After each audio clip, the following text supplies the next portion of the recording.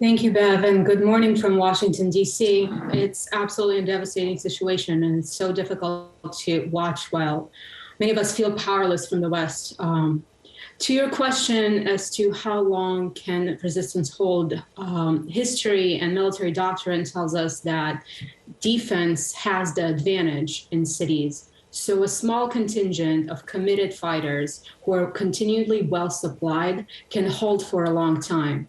There's a series of tactics that they can take that is going to make it very difficult on Russians to advance. Having said that, there is absolutely no doubt that the Russians have the numbers. And while they've been struggling with logistics and sustainment, for sure, it does seem that they were not prepared for this level of resistance. Going forward, I think they are adjusting the way that they've been approaching this fight. And I'm afraid that we're going to be witnessing more casualties and more severe displacement out of Ukraine's cities. So give us a sense of how they are adjusting. One of the big questions is why have they not been using their air force more regularly and pounding the cities that way? I mean, it's not something we're advocating, obviously, but that had been the expectation. Is that something that they might consider? That's a good question as well. I want to take into account that it has only been a week, although the scale of destruction has been quite significant. And I just saw this morning that 1 million people have been displaced already within a week. It's only been barely 6-7 days.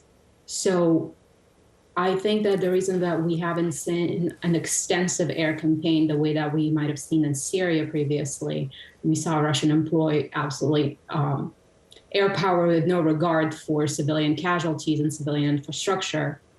I believe that initially the plan was to take Ukrainian cities with as minimal destruction as possible to maintain some level of acceptance from the population. And I believe they're increasingly learning that is an unlikely path for them. Let's come back. With that, no, I'm sorry, go ahead. No, sorry. I was going to say, if it is unlikely, then as you say, that it could be just a horrific scenes are unfolding. But if we go back to the possibility of some form of urban resistance, give us a sense of what that might look like. How might the Ukrainians do that? So you're already seeing signs of that with the establishment of these smaller civilian defense units. If those are spread out at strategic points across the cities, if specific passages that matter from getting from point A to point B are well guarded and well defended, that is going to stop progression of Russian forces. There's also the possibility, one of the biggest threats in urban warfare are snipers, especially in a city like Kiev, where you have a lot of tall buildings. So strategically locating snipers in some of those buildings can really slow down a lot of the Russian progression. Inevitably, in a city the size of Kiev, there is no way that Russians can block every single entry into the city. And we've already seen the Ukrainians, again, strategically even blow up some of the bridges that lead into the city to slow down Russian progression. In order to keep a city like Kiev isolated from the world, you need way more people, way more Russian soldiers who are way better supplied than they are right now. So it's very unlikely they're going to be able to hermetically seal the city. So continued supply, continued influx of fighters, of resources, of weapons will continue replenishing that resistance.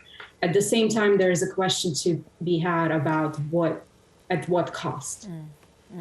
And that's such a great point because, as you point out, I mean, we know 1 million people have fled, but 44 million people can't flee this country.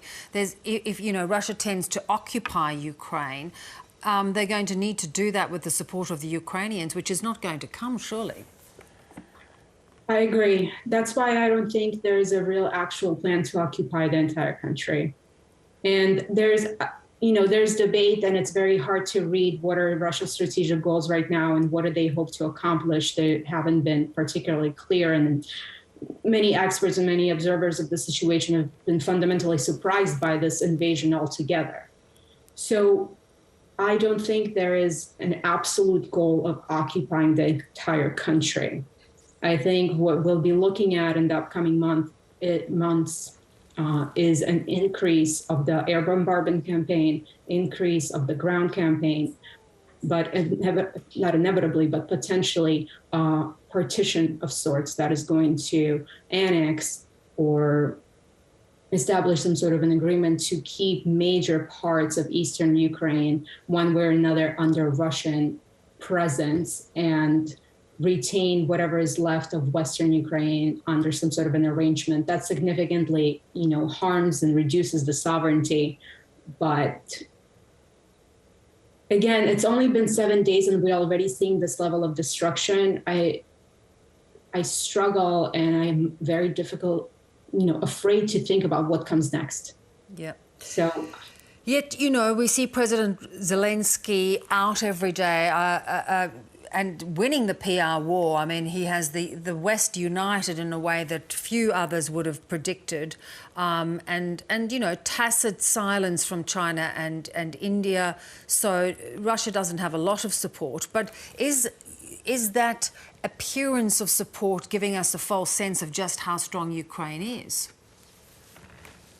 That is something that I've been thinking about more and more, and it's something that I think we have to be careful about, because this massive influx of support toward Ukraine, this massive influx of goodwill is absolutely justified. I want to be clear about that. This is a criminal war. There is no excuse for it, and we're already witnessing massive violations of human rights, of international law that Russia is conducting. And while Ukraine absolutely deserves all of this international support, and it's been inspiring to see some of these stories of heroism and bravery, and President Zelensky has been exhibiting levels of leadership that are incomparable in many ways, I think we have to remain sober about the balance of forces in this situation and the level of destruction that Russia may inflict on Ukraine going forward. And remember that a PR victory does not always necessarily translate into victory on the ground. Physical victory. And even with that, at what cost? Rita, I really appreciate your thoughts on this and your analysis. Thank you so much. Thank you.